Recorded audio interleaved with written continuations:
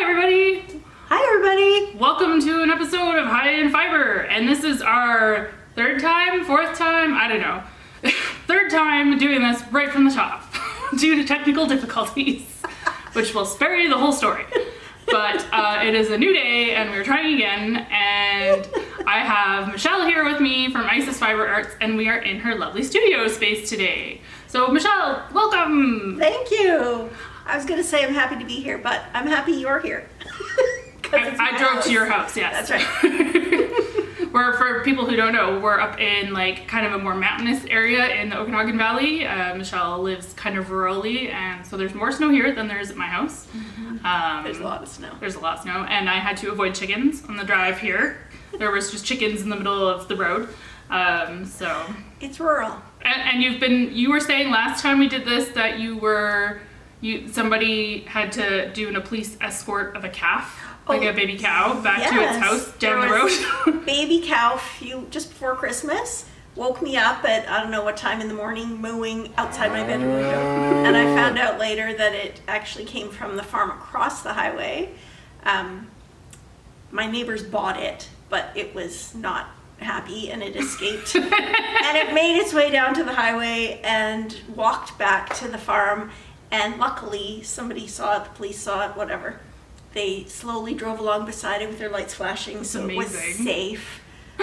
Got back to its mummy, so it was happy. That's awesome. I love stuff like that. Like, that's like the charm of living in the country. Yes, and we've had wild horses. There's a little herd of 5 wild horses that have been hanging around for the past several weeks. They were here yesterday. I haven't seen them today. I saw some just on the highway driving up as well. Yes. There's a couple different groups around here. Yeah, So these ones have been like walking down the road several times. I've seen people complain in the Facebook groups about all these wild horses on the highway. It's kind of entertaining to see. It's like, the things that we come up with to complain about these days. Yeah. So, well, I guess we should do introductions. Let's. So I'm Kelsey. For those of you who are possibly new here, I'm the co-owner of K-Zip Knits, and with me is Michele. I am the everything person behind Isis Fibre Arts. And welcome. Yeah, and we'll put to the wall of fingering. To the wall of fingering yarn. I know, but this is just like I'm in my happy place right now because all of this is coming home with me, baby. It's a good thing my husband isn't here today, because it's just like yarn could come home with me and he'd be none the wiser. He would never know. And he doesn't watch the podcast, so what? Problem solved. So we'll just put these here for now. And if you want to check out Michele or myself on Instagram, Facebook, any of that kind of stuff, all the links are down below, and some of them will have probably popped up on the screen if I have done my editing properly. So we'll check for that later. Yeah, exactly. That's tomorrow's problem, right. Or this evening's problem. You know, that's not right now's problem. Right. So I noticed you are wearing a gorgeous scarf today. I am. This is the Glacier Waters scarf. I knit it in my DK17 base in the color FESTUCA. This was designed by a designer that's local to us, Christy. She is Epiphany Knits. Epiphany Knits or Knitwear? Knitwear. I'll put that down here as well. Epiphany Knitwear. Anyway, she designed it. She's got a bunch of different patterns. She's got scarves. She's got lots of sweaters. Yeah. And hats and various things, so you can check her out. But this is the Glacier Water Scarf. And the DK17 is 100% superwash merino, but it's extra fine merino, so it's like cashmere. It's so soft. I love it. And for people who want to know what extra fine merino is, it means that the diameter of the actual fiber is smaller, thinner, which makes it softer. Exactly. Why that works, I don't know, but that's how it works. That's what we have been educated to tell you and ourselves. And it's true, because this is 17 micron. Yeah. And regular merino is like 19 to 22-ish. Yeah. And so just that little tiny bit makes all the difference between this and this sweater. Yeah, exactly. So you can check that out on her website too. Oh, and I'm wearing hand-knit socks. You're wearing socks? Nice. I was gonna make her last time she was also wearing hand-knit socks. They were different socks than today. And I tried to convince her, we have a table just below the frame here, and I was like, you should totally just put your foot up on the table and be like, here's my foot. And she's like, no, it's not happening. That's not happening. Those are fun. Aren't they fun? Do they smell? Not bad. I've been wearing them all day, but it's good. I almost always knit generic toe-up socks with a fish lips kiss heel, and this blue and this like multicolored blue were remnants that a friend gave me, and I don't even know what they are. This one looks like it has like mohair or something in it. It's like a little fuzzy. It's a little fuzzy. I don't even know. Anyway, so I just picked up some extras that I happen to have. So I've got my stoneflower, then the mystery blue, and then my black mondograss, then stoneflower, then the other mystery blue, and then lamium, and then some more stoneflower. And the other sock is the same colors, but not the same stripes. Oh, that's kind of fun. So they don't match. But yeah. That's a thing though, to have like mismatched socks. And my dad was saying he works at a shoe store that mismatched shoes are a thing now too. Which is crazy to me. Which, yeah, I don't know if I could get behind the mismatched shoes, but mismatched socks. I mean, that's just fun. Exactly. And it used up all those little bits of yarn. Exactly. And, yeah. That's like one of the great way to stash bust, like scraps of things. Yeah. So. Scrappy whatever. Exactly. Scrappy socks are always fun. Very fun. What are you wearing? I'm wearing my Manou sweater by Isabell Kraemer, and it's knit in our Case of Knits. You guys may have seen it before if you watched the podcast, because I love the sweater and I have a hard time taking it off because it's just, I will sit there and go like this. So nice. So nice. It's a more rustic thing than your scarf, but it's also still very soft. So it's a Myra Canyon DK. We also have it in an Aran weight now, but it's so 75% blue face Leicester and 25% brown Massam. So it gives it a little bit of a halo, which is really nice. That part doesn't come across so much on the screen. But I can see it. But she can see it. Yes, see? it's very nice. She's lovely. And the colors are doe-eyed and aubergine. So, and I am also wearing knit socks today, and I'm hoping. Put your foot up? I'm not, because I decided to wear jeans, which was a bad choice for doing that. And now, and I also did one of those foot peel things the other day, so I'm hoping that this is not like a really disgusting mess when I pull my sock off. I apologize to your floor in advance. It is not. It's not. I'm still a day shy of the peeling process. Foot peels, by the way, are amazing. If you've never done one, I highly recommend it. I think I need to. They're just great. You put your feet in like these booty things for like an hour, and then like 3 to 7 days later, it's like you look like, I kid you not, last time I pulled off like sheets of skin, like credit card sized. And then so like all the calluses and like, and all the dry skin. Yeah, they're amazing. Highly recommend. I'll put a link to some down below that I do them like twice a year, and it's just like it's so satisfying. Like if it's like one of those kind of cringy like things that's like quite satisfying. But socks. So socks. Let's get back to the socks. Socks. So this one is actually, I often just do like a generic vanilla kind of toe-up sock. This one is actually an actual pattern. It's called, I think it's Angel's Flight Socks by Jessie Kazansanak. Jessie, I'm sorry if I butchered your name because I never have to say your last name. I just call you Jessie. Exactly. But Yarn Over New York. And this was actually when I did a test knit for her. And I think this yarn, if I remember right, is maybe Smith & You. I'm sorry for the cat hair. But it's cool because it's got this like slipped stitch thing. So you slip a stitch and then you like grab it later. It's like a few rows above, so it makes these like little ladder things that go up like this. Fun. And she has a cowl that has this design on it and a hat that has this design on it. I've made a few of them, and they're like, it's a really fun way to jazz up a sock without it being complicated. Yeah. Which I really like. I do that too occasionally. If I don't feel like just knitting around and around and around, I'll throw in like a little 3-4 stitch cable up one side. Yeah. Just to jazz it up a little. Add a little something. So that way you don't fall asleep while you're knitting your socks. Exactly. So. Yes. Cool. So we've talked about what we're wearing. Maybe we should talk about what we're knitting. Yes. Do you want to start with finished objects, or do you want to do works in progress first? Let's do whips, since I just happen to have this bag handy. I love this bag. My mom made it. Her mom makes the coolest bags. I have one of her mom's needle bags. I'll throw in a photo of it here. It's so cute. So cute. I've had people try to steal it on numerous occasions. I've had people try to steal mine too. So speaking of socks, I'm knitting a sock. Yay! Generic toe up sock with a fish lips kiss heel. I'm just in the ribbing. And this is my Yarn of the Month June colorway that I decided I liked so much that I dyed up an extra skein just for myself. Do you name your yarn of the month club colorways, or do you just say yarn of the month? Yarn of the month, June. Okay. Yarn of the month, July. I'll throw up a picture of the one that you used for this, because was it roses? Is that what it was? It was roses. Because I remember this one being like one that I was like, ooh. I mean, all of yours, let's be honest, there's a lot of yours that I'm like really over the moon over. It's like when you follow other dyers, like us, it's like, I want her stuff, she wants my stuff. I have like a whole cubby not quite as big as this, like a half size of this, of your yarn in my house. And I almost, actually this morning, I almost put on the socks I knit out of your Christmas color that I got at Knit City a few years ago. That's so funny. And then I grabbed these ones instead. Not sure why. Because it's not Christmas Because it's anymore. not. I know, but it's blue. They're in shades of blue. Oh, right, because you got it was like the Seriously Let It Go one, blues, or whatever. And then the toes and heels are in white, like undyed, and it's all sparkle, which I love. Sparkly yarn's the best.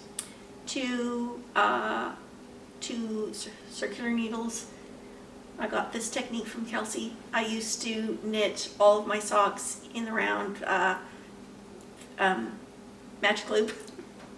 That's what I'm trying to say. And then I saw Kelsey knitting socks once with 2 circular needles and changed my life. It's funny because I don't do magic loop because I spend so much time fussing and cursing at the cable. There's always a lot of not great language that happens when I try to do magic loop. So I'm always like DPNs or 2/16s. And for whatever reason, like sleeves, I will always do DPNs. Hats, if I actually am like not lazy and switch to DPNs at the crown, usually I just fudge it on a 16-inch, which is not really great for your needles, but I do it anyways because I'm lazy. But then I'm the same with socks, like 100% of the time it's the 2 things. Colorwork mittens, actually, it's a good way to do it too if you're doing like those Selbu style mittens. Oh yeah. Because the hand pattern is always different than the top of your hand pattern. Right. Or the palm rather. The palm, yeah. So I've done those that way with the 2. Because then you keep your very palm obviously separate. Yeah. That's smart. So, but I'm also knitting socks. We always have socks. Socks are kind of, well, they're just like, they're kind of like the gum of knitting. Does that analogy work? You know how like you always have gum in your purse, or you always have like Tic Tacs in your purse? We always have socks. Knitters always have socks. Usually. If you're a sock knitter. If you enjoy knitting socks, you always have one on the go. They're portable, they're easy to take with you. Exactly. And if you don't have very much time, you can make some actual progress because they're so small. Exactly. So this one is kind of inspired by the Summer Lee patterns that have been going around. There's the Thickmas socks and Thicksgiving. So her premise is you take 2 fingering weight yarns that you either don't have a purpose for or you don't really love the colors of, which is not the case here. I actually really love this one, and this one I'm just kind of like, well, generic Christmassy. But I didn't have a plan for either of them, so they are now together in this sock, and I'm loving how they knit up. I love how it's turning out. Like, it's quite crazy, and I'm surprised. It's not really pooling at all. It's pooling a tiny bit now that I've increased from my heel. But it's hard to see. But, yeah. When you're holding them together like that, it's hard to see the pooling of the... Exactly. So I'm very excited about these. So the Thickmas ones, I think, are both done, both Thicksgiving and Thickmas, I think are done cuff down, and I'm a toe up gal, which is why I just took the idea of it, but she does have patterns. So you can check those out. I'll link them down below so that if you are like, I'm intimidated, I don't know what size needle and stuff to do them on. I did find I had to play with how many stitches quite a bit because I've knit DK socks, which in theory these are the same weight. But I needed 54 stitches, and these ones I only needed 46. Oh. Because I started with 54, because thinking, well, that's how many I needed for my last ones, and then I put it on and I was like, oh, these are giant. So... So not mad that it's less stitches though, because it goes a lot faster. Yeah, I bet. Because this is like 2 days worth of knitting. I never would have thought of that actually, because for fingering weight, I use 60 stitches. Yeah. I would have just cast on the same amount. Yeah, no, so definitely that's the one thing to play around with. I'm doing mine on 3mm, so they're a little bit denser as well, because I like socks that are gonna wear. And be warm. Exactly, so yes. So there's my sock beard for everyone. That's lovely. I like it. So that's one of the things I've been working on. I see you have another beautiful gorgeousness over there. We have to like move things We have to around to move accommodate things around around. it. This is the, wait, where's the start? Where's the end? Throw me an arm. This, oh my goodness, we're kind of a mess here. This is because she's doing the right thing that you're supposed to do with hand-dyed yarn, which I'm very guilty of not doing all the time, and alternating skeins. And I only do for large things. This is the Wrap Me Up Sweater Scarf by Knitatude. And right now we can wrap both of us up. I am knitting it in DK17 because it's so soft and so squishy. And the color is amazing. And the color is called Dahlia. So good. And yes, I'm knitting it using 2 balls and I'm alternating. And so I have 2 yarn bowls on the go. This one is actually on my website. I'm just borrowing it. This one is mine. You can't have it. Her dad makes them. My dad makes and them. they're amazing. I have 2 of them. The reason this one is mine is because it's a little bit small. It turned out a little small on the interior. So when you put a full cake in there, it can be a little tight. So just gotta wind a tighter cake. or that. This one is nice and large, easily holds it. But I'm down to this much of this ball. And actually, this one's empty because I'm running out. I started it. I was gonna say, you've obviously knit some on this since we filmed this the first time. I knit a little bit, not much. I started with 1 ball and knit a little while before I added in the second so they wouldn't end at the same time. And I figured, yeah, you can't tell. Nobody's gonna notice. Nope, totally not. And I probably could have not bothered to alternate. But it's a good practice too. I would really hate to be able to see, because I would notice it if there was a faint change, and that would bug me. I have a sweater by You and I Knit. That was my first time ever knitting a sweater. So like a large garment that needed multiple skeins of hand-dyed yarn, and I totally didn't alternate skeins, and the first skein ends here. Thankfully, it's up here as opposed to like a couple inches lower, because that would just be awkward. But it's like a slightly darker skein than the rest of them, and it's a design feature, is what I'm calling it. Absolutely. So yes, hasn't stopped me from wearing it, but it's definitely colored how I have operated when knitting with hand-dyed yarn. Yes, in the future. So yeah, that's that one. Awesome.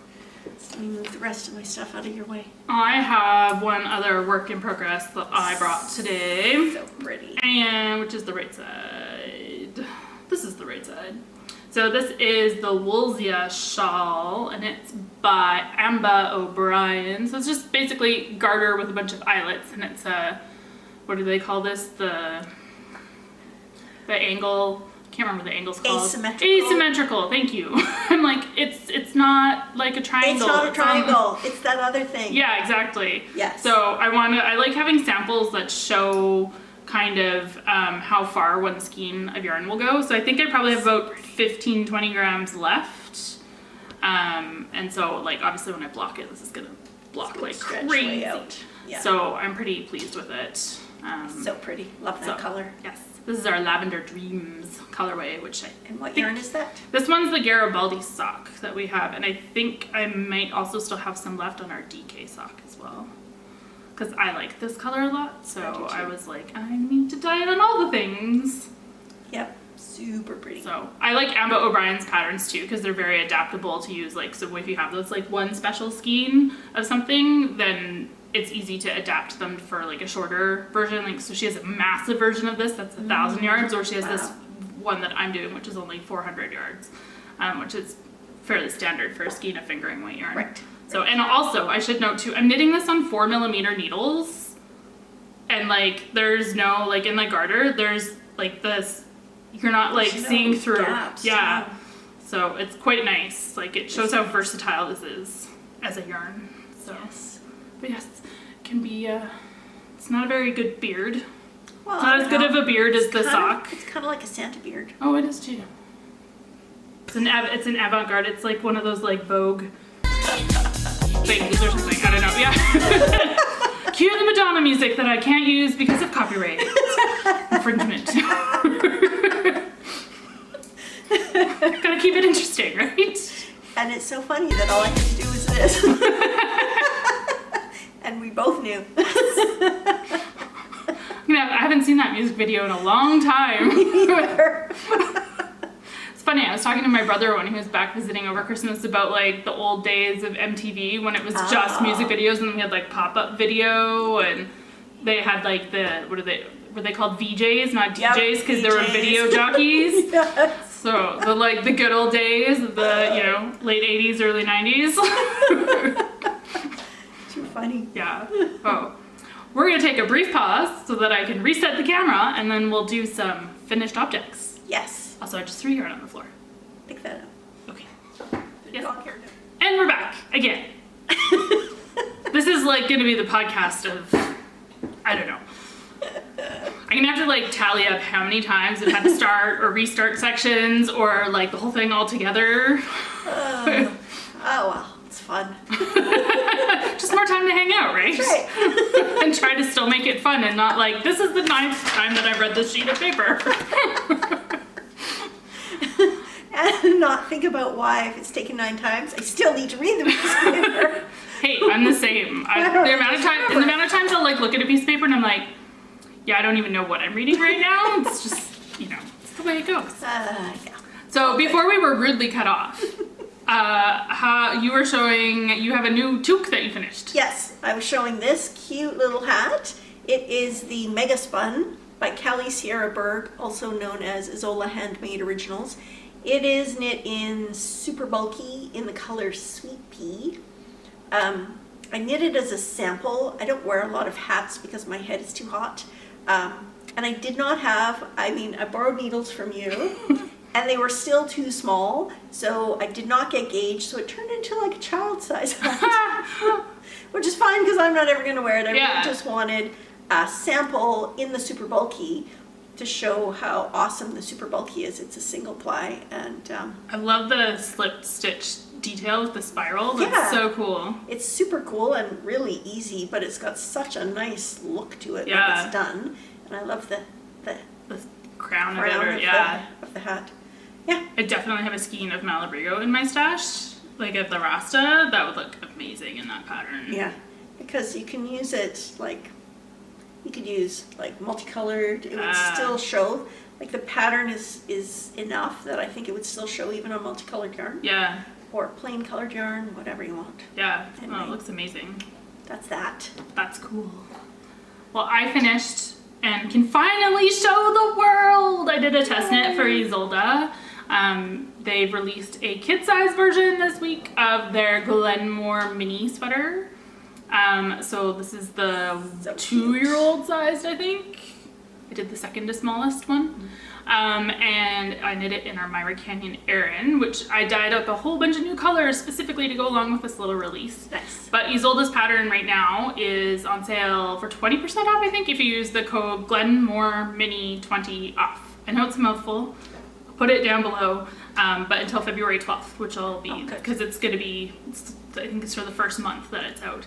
But it's super cute, and it goes all the way up to like young, like tween 10 or 12 years old, and then they have an adult sized version of it as well, which has like a little bit more structure for those of us who have bosoms. The bosoms, the structure. Or just room. That thing. As opposed to just like a sack. So, but I love it. It's got this cool texture. I don't know how well it's going to come up on the camera, but I can always throw up a photo of a close-up of the texture. Because it is really nice. It's like really lovely. And yeah, I was pretty happy with it. And I'm definitely coveting it and going, I want a me-sized one. So very nice. Yeah, and it ended up really quick too. It was enough interest that it kept me motivated and never bored, but it was not so intensely involved that I needed to like not be distracted. Like I could read a book or have the TV on or whatever when I was working on it. So perfect. So super cute. Highly recommend it. Nice. Ysolda's patterns are always a lot of fun and they're well written. So there you go. So there you go. That's my finished object. I will just continue to fondle because I like my rustic sheepy yarns, and this is one of them. This is where we're different. I like the cashmere feeling type yarn that is super, super soft. And I like the sheepy yarns. mean, it's a tactile experience. Between us, we have yarn for everyone. Exactly. So true. Perfect. Yeah, because you have alpaca cashmere. I have alpaca silk cashmere and fingering weight. So nice. I know. Yeah. You have another project. I do.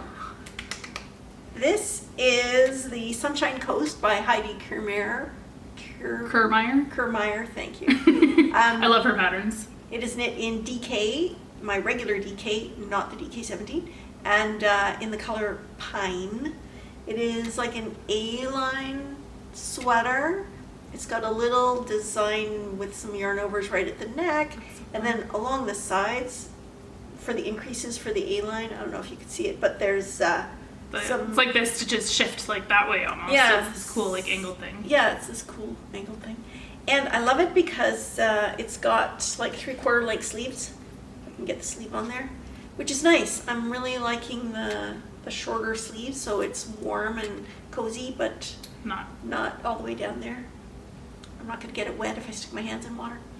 But I've worn it a bunch, and I love it. It's super really cute. Nice. Yeah, I feel like it's super adaptable too because of the A-line on it. You could, if you wanted to do short sleeves, you could. If you didn't have enough yarn, or even if you wanted to, for some people who are like the high-waisted, want to do the crop stuff. Make it.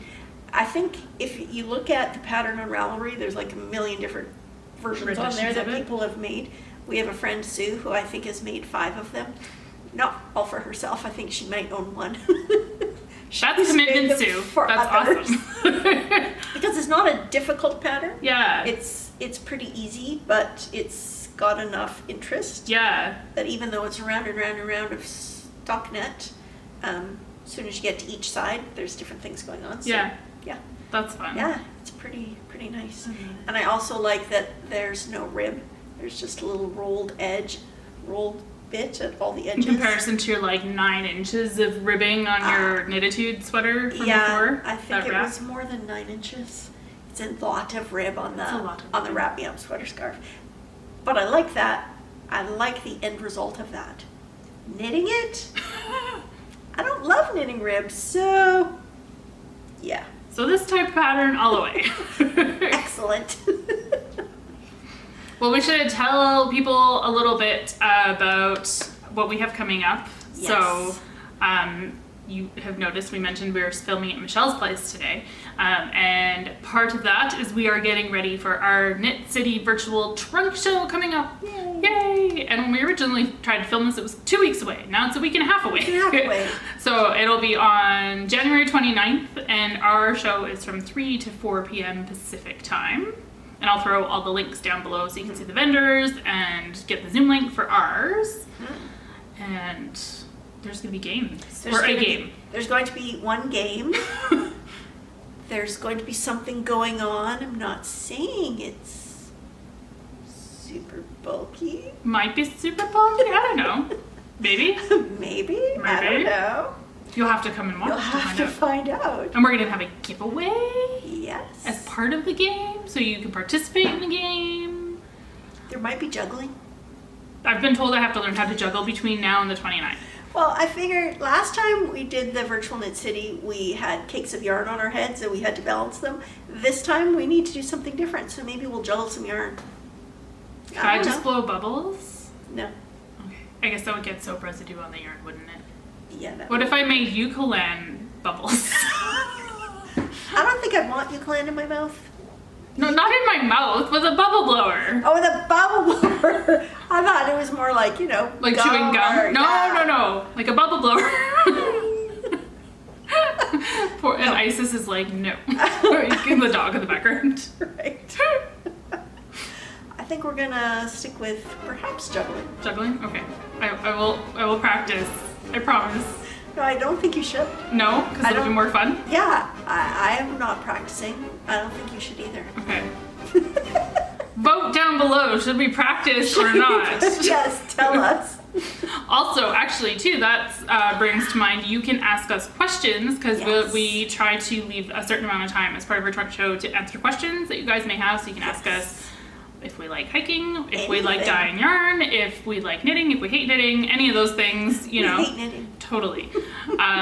So anything that you might dream up to ask us, within reason, of course, we will answer your questions as well as part of our trunk show. Yes.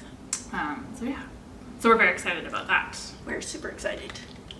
So, oh, and if you want to see, if you're like, what the heck is a virtual trunk show? We filmed the last one we did, we saved it, and we put it on YouTube, so you can check that out just to get an idea. We probably won't do as involved introductions we just talked about this time, because we figure if you want to learn about us, you can go watch last summer's. Exactly. And then we'll talk about ourselves. We want it to be different. We want to be different. This time you get to see more stuff. Right. So that. And plus our juggling. We have to save time for juggling. So we opted to not talk about ourselves. Is the plan. So, but you can go check that out and see kind of what you're getting yourself into. And if you feel like you can stomach hanging out with us for an hour, I think it will be fun. And Chris will be around as well. So, you know. He'll be the behind the camera guy. Yeah. And then our friend Kim will be the behind the Zoom person. Yes. Because she's like the She's the guru. Yeah, totally. Yes. So there'll be lots of fun to be had. Yes. I think we see a needy Isis, the namesake of Michelle's business, is at the door looking at us very keenly. She wants in. So we'll let her in. And then I have to ask this one some questions that are supposed to be a surprise. And they would have been if this wasn't the third time we filmed this. They're not exactly a surprise anymore, so you have to be better with your answers this time. Oh my god. The pressure. Exactly. We'll go let Isis in. Okay. What's your favorite thing to knit? Sound surprised when I say that. Oh my goodness, what a difficult question. I might have to say socks. Really? For all the reasons that I already said, because it's nice to have something small on the go that I can take with me if I'm going somewhere and I know I'm going to sit. They give me a great sense of satisfaction. It's true. Because you can actually finish them reasonably quickly. And I love to wear knit socks in the winter, like every day I've got knit socks on. So they are practical and useful. And so I also like to knit shawls, but they aren't as useful for me because I don't wear them nearly as often. Yeah. Whereas socks. I find I'm very specific about the shape of shawl that I wear. So, and I don't have the patience to knit like a 1,200 yard shawl because I'm like, but then I could knit something like this. Right. And this I will wear every day at home all the time, whereas like a massive shawl I don't wear as often. Right. So. Exactly. I'm a sock and sweater, kind of like my happy place. There you go. Do you have, and I already know the answer to this, and not just because we've done this before, I knew this beforehand, but for the interwebs, yes. Do you have, if you have to pick like a palette to always knit with, do you go towards like jewel tones? Are you more of a neutrals? Do you like sparkle? I am strongly jewel tones. Yeah. And I do like sparkle a lot. But if I could only pick one, it would be jewel tones over sparkle. I'm not much of a neutral. I did knit a neutral shawl in 3 shades of gray because I thought that would be nice to have something that's neutral. But then at the very end, I put on an I-cord in like hot magenta. Oh, I remember that sweater. That's so good though. I like that kind of thing. And it's fun when you have that pop of color. Yeah, exactly. Yeah. Yeah, I like, jewel tones. It's what I like to dye. It's what I like to knit with. I'm definitely, when I buy yarn especially, I'm always like, ooh, jewel tone stuff. I do like pairing a neutral with jewel tones or something to like set it off. But I think I tend to gravitate towards that kind of thing when I'm doing color work more than, like if I would be hard pressed to knit an entire sweater in like this kind of brownish gray. Yeah, me too. I've done it once. So. Yeah. I don't know that I would do it again. Who's to say though? If you're knitting and you drop a stitch or something else happens, are you what's your favorite knitting exclamation? I know mine starts with a W, has a T, and probably an F in there somewhere. I am strongly camp bad words. I don't feel the need to restrain myself. Mostly, I mean, There's nobody around that is going to get offended if I'm swearing, and that's just what comes out. Yes. I feel like most knitters are probably in that camp, but occasionally you find that like one person who's just like, oh, I dropped a stitch. Well, at least the yarn is so soft. And I'm like, no. It's blarp. Yeah, you know. it's definitely that. Or if I'm like counting stitches and Chris starts talking to me, I just either start counting louder or I'm like, shut up. Can't you see I'm busy? I'm busy. Yeah. So, yeah. Most of us knitters have scraps, and I know a couple people who just like pawn off their scraps on whoever. But do you do something with yours, or do yours just kind of collect in a bin? They mostly collect in a bin. Although, so like these socks that I'm wearing, 2 of those colors was a friend who is one of the ones who just give away their scraps. Oh, there you go. And I have another pair of socks in different color tones, but same sort of thing. It was like some little leftovers, not enough to make really anything, except I added them all together and added more color and made scrappy socks. And so now that I've done that, I'm thinking, that's what I can do with all my little bits of leftover in fingering anyway. Yeah. So yeah, but at the moment, I just have a pile of them. I'm thinking now that I've been doing these thicker socks that the idea of taking one skein that's the same, but then putting all your like scratches would be, because it's like gives it something that makes it the same, but then it's still different and interesting. A really good idea. So I'm gonna have to go through like my stash and see like what do I want to do with that. Good plan. Yeah. Because I've also got some yarn that I started knitting with, and I loved it in the skein when I bought it. And once I started knitting with it, I didn't love it so much. It's funny how that happens sometimes. I find that happens periodically. You'll get like a skein that's, maybe it's highly variegated or something like that. And that's exactly it. It's highly variegated. It pooled in a way that I didn't really enjoy. Yeah. It would pool differently if I wasn't making socks, but I bought it specifically because I thought, ooh, those would be fun socks. Yeah. So now I took it all apart and it's just sitting there, which is a shame because it's beautiful yarn. Yeah. So maybe that's the way to go. Yeah. Yes. It's a fun thing to do. Mm-hmm. What would be your best piece of advice to give a beginner? A beginner, I have 2 pieces of advice, and that all comes down to quality of the tools you're using, needles and yarn. So needles, I would say, for both, don't start out with super cheap. I'm not saying go out and buy like a whole set of signature needles for I don't know how many hundreds of dollars, but don't go to Michael's or Walmart and get ultra cheap needles, because you're going to hate it. If they have cables, they're going to be they're going to be crap, and you're not going to want to continue. And the same thing with yarn. My friend who taught me to knit, I used to call her a yarn snob. Used to. Because she's always knit. She's one now. No, I'm just kidding. She's always knit, and she only ever knits with good quality yarn. And she would try to explain to me that, you know what, she spends a lot of time doing the knitting, and she needs to enjoy it, even if the finished object is not for her, she has to enjoy the process. Plus, if you start out with something like, say, super cheap acrylic, it has no stretch, you're not going to enjoy that process, and you're not necessarily going to want to continue. And, yeah, for sure. I mean, you wanted to learn to knit for a reason, so start out by setting yourself up for success, at least with your first project. Yeah. And then you can decide if you want to continue or not. Absolutely.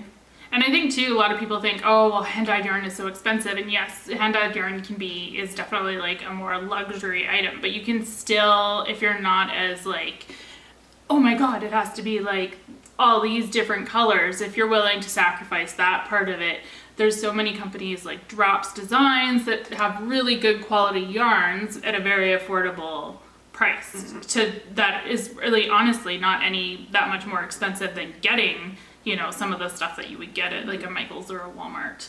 And you're getting like the real alpaca or the real sheep wool, and it's gonna feel good.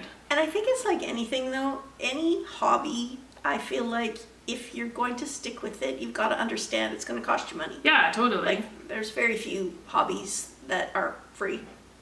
Are there true. any? So you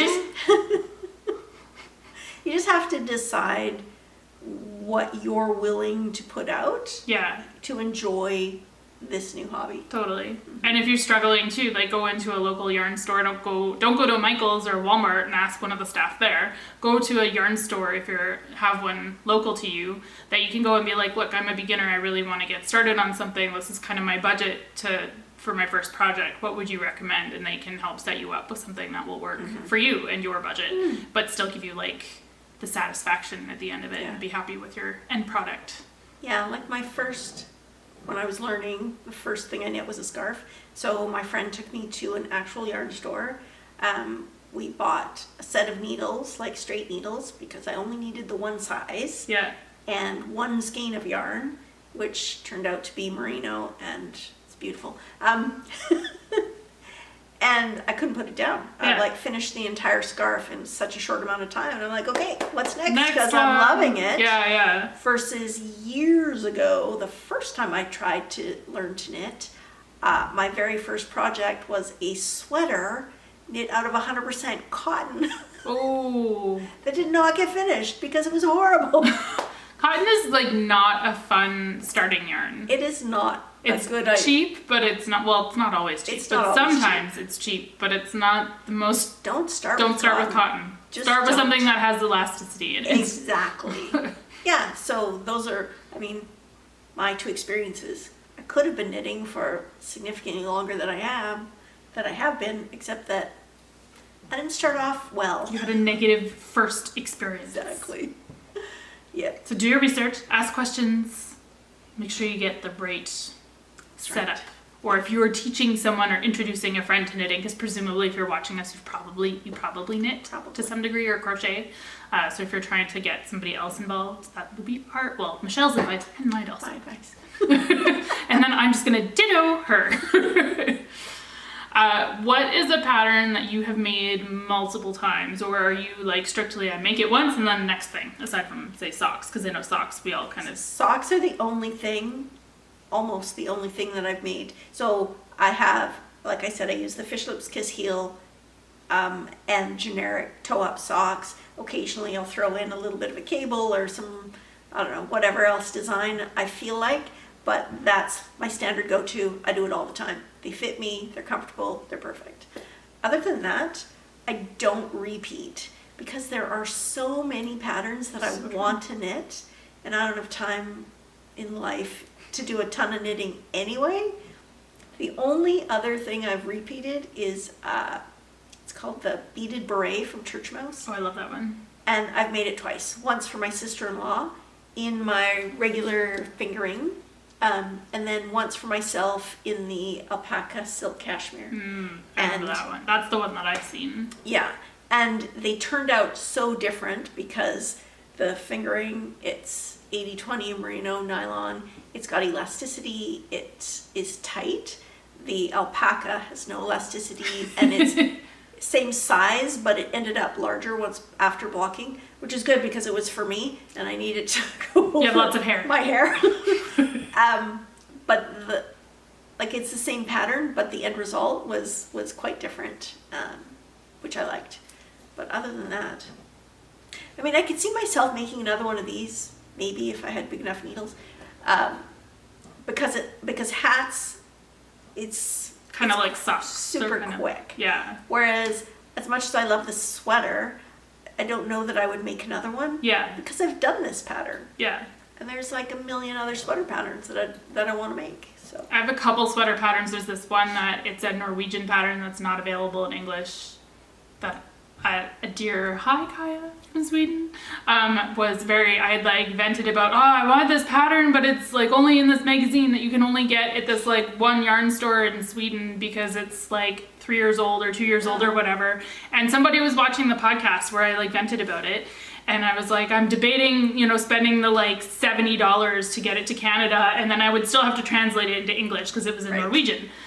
This lovely woman, Kaya, she went and got me the magazine and she translated the pattern into English for me, and then she mailed me a care package of yarn from there and so nice. the pattern book and everything. And so I've made that top twice, and I've just changed the neckline on one of them. I did a I-cord bind off for the neck, and I made like a design that went down the sides.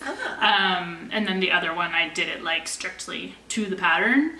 And that's one I think I could see myself making again, because it's the shape of it is like my favorite neckline, which I had not seen in any other pattern until I saw that pattern, which is why I was like, I'm willing to like spend a ton of money to get it to Canada and then spend the time trying to translate it. And like, I have friends who live in Norway, so I would have been like, Rose, I need help, if I needed it. So, so that's one that I've made a couple of times and I could see myself making again.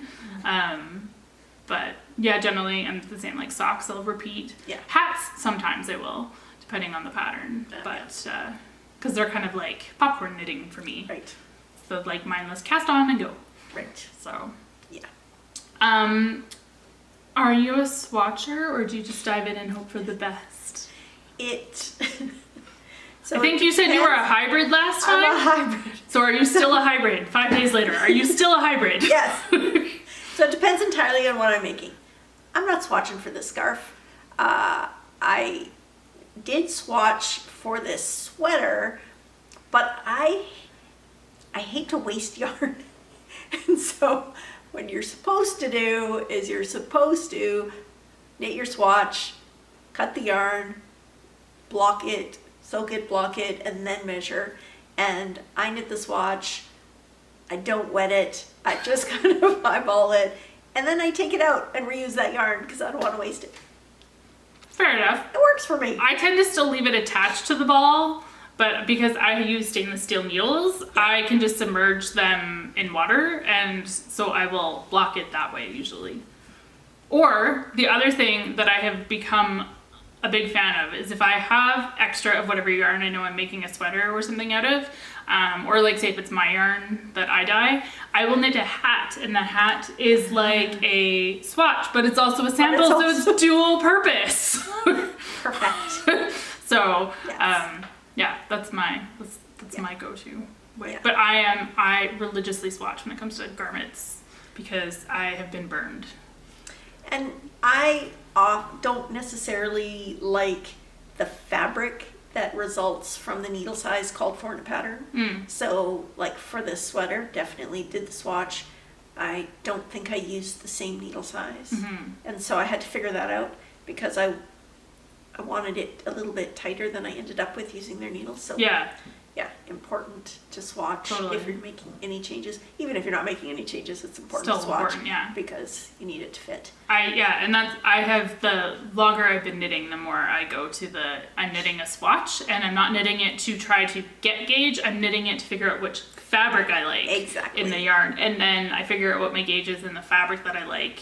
And then I do the math to make it either work with the pattern or then you get the like crazy scribbling everywhere being like, well, I'm going to do extra increases here or any of that kind of stuff. Yeah, or if you're lucky, you just have to make a different size and it all works out. Yeah, totally. That's the best. I love it when that happens. It's like so satisfying when you're like, oh, that number for that one is the right one for my gauge. My mom, she wanted a couple of sweater patterns that she found. She wanted the patterns and the yarn to knit them for Christmas. So that's what she got. But the patterns were in chunky or bulky, I forget what. And she was knitting in DK. So that's a lot of math.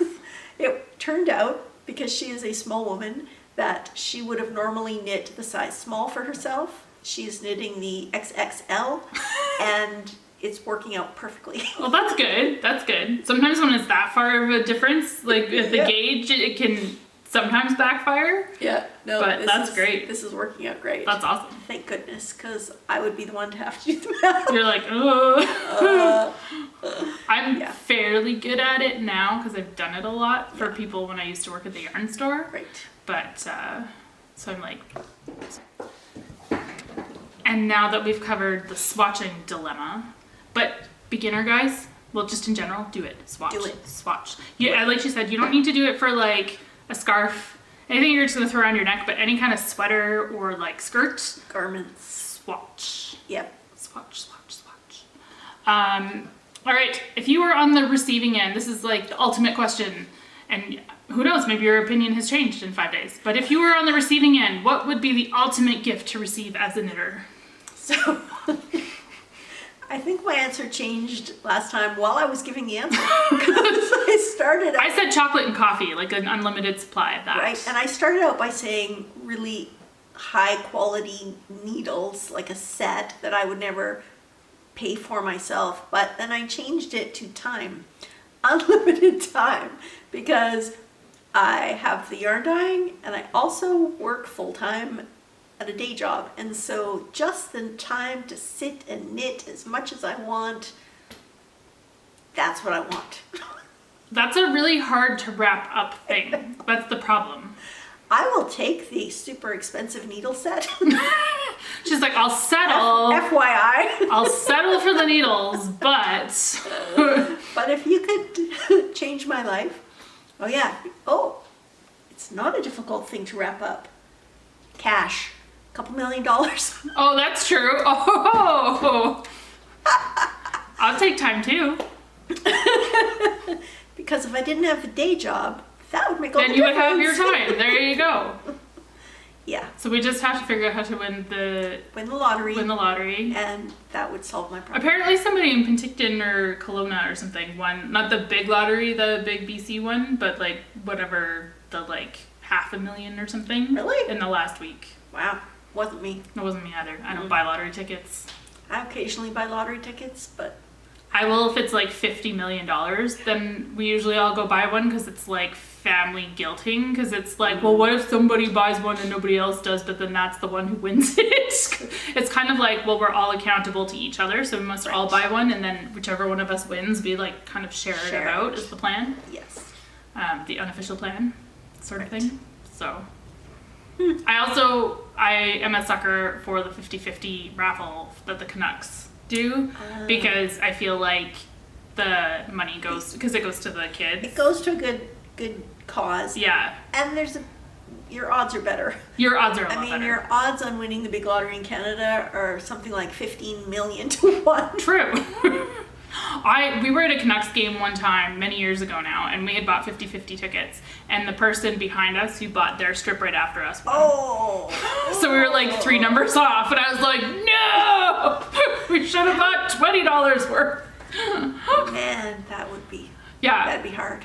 But, I mean, it was exciting to be like in the section, so you can actually like see the person who's like, oh my gosh, I just won like $150,000. But at the same time, I was like, ah! Surplus! 150,000. Oh. Yeah. Changed my life. Exactly. It's a good down payment on a house. Right. Yeah. Yeah. Okay, now that we're sad that we have not won the lottery. We need happier things. Well, look, we get to hang out again, and we have our lovely trunk show coming up again, just so you guys, January just a reminder. 29th. Yes. 3 to 4 p.m. Pacific. We're going to be juggling. We're going to be juggling. There's going to be a game. It's going to be fun. It's going to be fun. Might be hard. Might be hard. But fun. But fun. Definitely fun. And there might be a prize. That's not even a might. That's a definite. There's a prize. Play the game, win the prize. Exactly. So come hang out. And if you guys are looking for things to do in the next little while, I'm hosting an online Zoom knitting this Saturday, the 22nd, from 2 to 5 p.m. You can check out all the details in our Pacific. Yes. You can check out all the details in our Ravelry group. Anyone is welcome. And we also have our Epic Cal going on. All the details I'll save you because it's a long list. And we have charity knitting going on as well. Again, all the details are in Ravelry. So, yeah. Well, thanks for hanging out, Michele. Thanks for coming. Thanks for letting me crash your place again. Also, thanks for dinner on Saturday when we tried to do this the first time. It was delicious. You're very welcome. Thanks for the dessert. You're Kelsey welcome. made fresh homemade macarons. They were delicious. The last one, there was one left by the time they went home. I didn't eat it. That's amazing. I You didn't took eat it the next day and gave it to my mother. She loved it. Oh, good. It was hard though, because it was delicious. Well, the good thing is I really like making them, and now that I've got my groove back from making them after I like, the thing is when you make them, you're not just making like 5 or 10, you're making like you're 100 or making a more. whole bunch. So I will be making more soon. So Excellent. maybe even for next Saturday, maybe we'll have macarons as part of our hangout Will snack. they be blue No, I could make a different color with less dye? with less dye. I won't tell you what the blue There was is. an incident. Nobody needs to know. There was a lot of blue dye. They were delicious though. Delicious. That's good. Just think beets.